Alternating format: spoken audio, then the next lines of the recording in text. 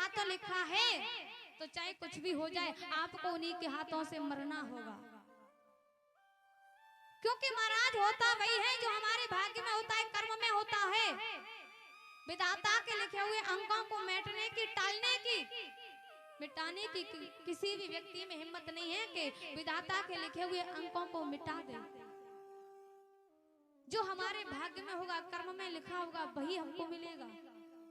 यदि इस भाग्य में, कर्म में सुख है तो सुख भोगने पड़ेंगे, दुख है तो दुख भोगने पड़ेंगे। एक बार की बात, दो पंडित जी थे, दो पंडित जी थे और दोनों पंडित जी एक राजा के यहाँ पर आए पूजा पाठ करने के लिए। दोनों पंडित जी राजा के यहाँ पूजा पाठ करने के लिए आए, लेकिन एक पंडित जी दूर के थे और एक पंडित जी पास के ही थे, पास के ही। तो आज जैसे दोनों पंडित जी राजा के यहाँ पूजा पाठ करने आए,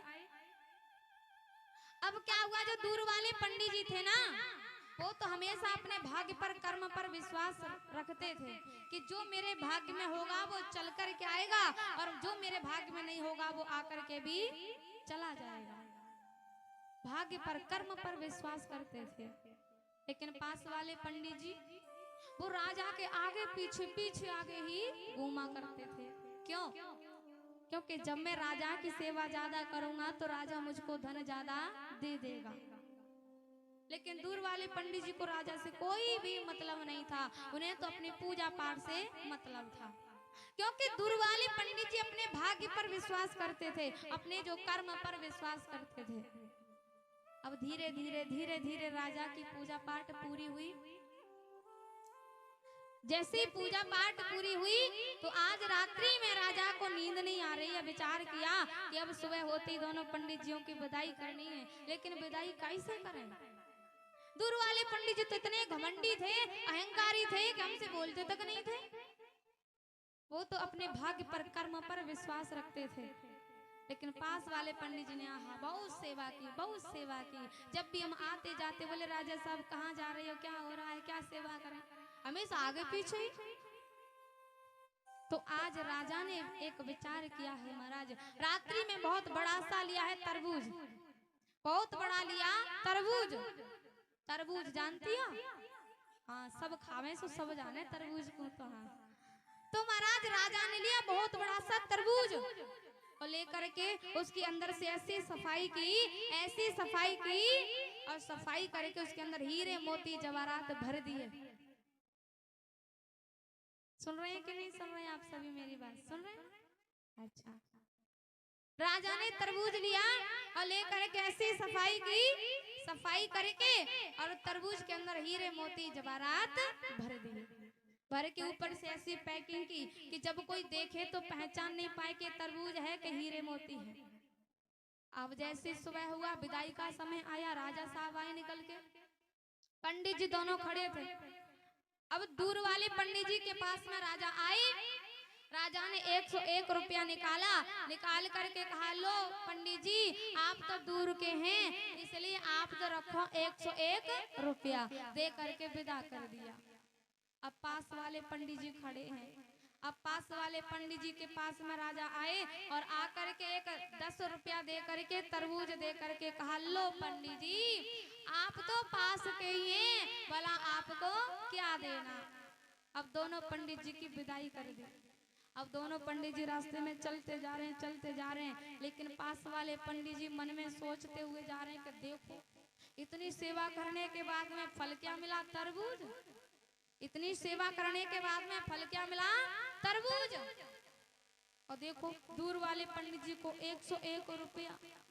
अब दोनों पंडित जी रास्ते में चलते गए, चलते गए, चलते चलते पड़ी रास्ते में बहुत बड़ी सब्जी मंडी।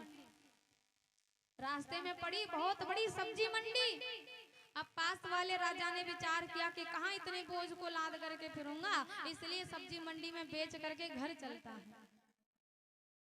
तो आज पास वाले पंडित जी सब्जी मंडी में आए, तरबूज को बेच करके पैसा ले करके घर चले गए। अब सुनिएगा, अब दूर वाले पंडित जी ने विचार किया कि भाई बहुत दिन बाद अपने घर लौट करके जा रहे हैं, इसलिए बच्चे सामने पड़ेंगे, कुछ खाने के लिए तो ले चलें। बोलेंगे पिताजी आए हैं। संयोग की बात महाराज पंडित जी उसी दुकान पर पहुंचे और उसी तरबूज को खरीद करके अपने घर ले आए।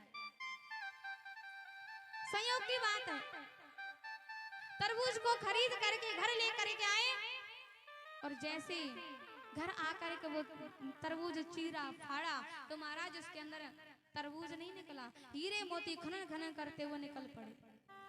अब पंडित जी समझ गए, क्योंकि ये भाग्य की बात है, कर्म की बात है।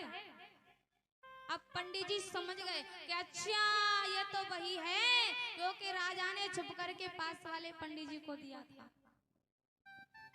पंडित जी समझ गए। अब तो क्या हुआ महाराज, पंडित जी ने हीरे मोती जवाहरात बेच बाच करके राजाशाही हो गए। जैसे कि ठाट वाट राजाओं के होते हैं ना, वैसे ठाट वाट पंडित जी के हो गए। अब क्या हुआ, अब तो राजा ने विचार किया कि भाई और दिन पहले पास वाले पंडित जी तो 4-6 दिन बाद ही आते थे। बोले राजा साहब क्या कर रहे हो, लेकिन जिस दिन से हमने तरबूज में भर के हीरे मोती दिए हैं तब से पास वाले पंडित जी ने तो आना जाना ही बंद कर दिया। चलो भाई चल करके देखें तो सही कि पंडित जी ने इतने हीरे मोतियों का आखिर क्या किया है। तो आज राजा घोड़े पर बैठ करके लगाम पकड़ करके पास वाले पंडित जी के पास में आ रहे हैं। जो आज पास वाले पंडित जी के पास आए, आकर के देखा तो क्या देखा कि पास वाले पंडित जी आज भी अपनी झोंपड़ी में झाड़ू लगा रहे हैं। राजा ने अपने पंडित जी को झाड़ू लगाते हुए देखा। बोले पंडित जी क्या कर रहे हो? अरे पंडित जी इतना धन देने के बाद भी झोंपड़ी में झाड़ू लगा रहे हो? अब पंडित जी को आई बड़ी गुस्सा। 10 रुपया और एक तरबूज में कई मैल अटारी खड़े नहीं हो जाते। अब पंडित जी ने गुस्से में आकर के कहा, अरे राजा साहब 10 के नोट में फल में कई मैल अटारी खड़े नहीं हो जाते। अब राजा ने जो सुना 10 का नोट, 10 रुपया एक तरबूज।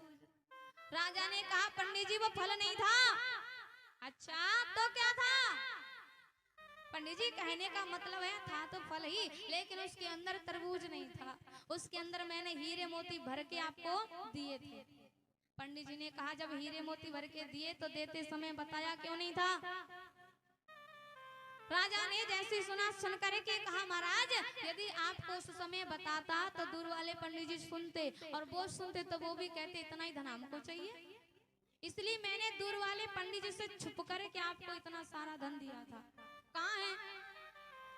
अब पंडित जी ने कहा महाराज अब क्या होता है बताने से, रास्ते में सब्जी मंडी पड़ी और हम तो बेच करके घर आ गए। अब राजा समझ गए, राजा सारी बात जान गया। अब विचार किया लगता है वो तरबूज किसी और के पास नहीं है, दूर वाले पंडित जी के पास है, क्योंकि दूर वाले पंडित जी हमेशा अपने भाग्य पर कर्म पर विश्वास रखते थे। यदि मेरे भाग्य में होगा तो स्वयं चल कर के आएगा, और यदि नहीं होगा तो आकर के भी चला जाएगा। तो आज राजा घोड़े पर बैठ करके दूर वाले पंडित जी के पास आया। आकर के देखा महाराज महल अटारी खड़े हुए हैं, द्वार पर हाथी घोड़ा बंधे हुए हैं। जो आज राजा आया है, पंडित जी ने देखा कि राजा आए हैं तो एकदम से तुरंत खड़े होकर के घोड़े की लगाम पकड़ के कहा महाराज गरीबों की बस्ती में कैसे आना हुआ? अब तो राजा ने कहा कि मैं ऐसे वैसे। बोले कुछ नहीं, हम सब कुछ जान गए समझ गए, आप यहाँ क्यों आए हो? महाराज बल्कि आप यहाँ यह देखने आए हो कि वह तरबूज कहाँ गया है, इसलिए महाराज चिंता ना करें, वो तरबूज किसी और के पास नहीं है, मेरे ही पास में आ गया। तरबूज तो मेरे ही भाग्य में लिखा था। इसलिए महाराज कहने का भाव केवल इतना है, जो हमारे भाग्य में होगा वही होगा, चाहे सुख हो चाहे दुख हो कुछ भी हो, जो हमारे भाग्य में होगा कर्म में होगा वही हमको मिलेगा। विधाता के अंकों को मेटने की किसी की हिम्मत नहीं है। एक मिनट है ना। को ना काऊ सुख दुख कर दाता, निज कृति कर्म भोग सब भ्राता। ना किसी को कोई सुख देता है ना कोई किसी को दुख देता है। अपने कर्मों के अनुसार व्यक्ति सुख पाता है और अपने कर्मों के अनुसार व्यक्ति दुख पाता है। हम एक दूसरे के ऊपर उड़ेलते रहते, तेरी वजह से ऐसा हुआ, तेरी वजह से ऐसा हुआ, ये सत्य नहीं है। और कोई किसी को नहीं मारता, उसके कर्म ही उसको मार देते हैं। शिराते 100 रुपए लीलू माता वाले देते हैं इस ज्ञान यज्ञ में, उनके लिए बहुत बहुत साधुवाद, बहुत बहुत आशीर्वाद, जोरदार तालियां। 150 रुपए गुप्तदान, इनके लिए भी जोरदार तालियां। 500 रुपए राजन प्रधान जी देते हैं, इनके लिए भी जोरदार तालियां, बहुत बहुत साधुवाद, बहुत बहुत आशीर्वाद। 100 रुपए गुप्तदान, 101 रुपए सुदेश नागर देते हैं इस ज्ञान यज्ञ में, उनके लिए बहुत बहुत साधुवाद, बहुत बहुत आशीर्वाद, जोरदार तालियां। और दान दाताओं का फिर एक बार अभिवादन, स्वागत, फिर जोरदार तालियां।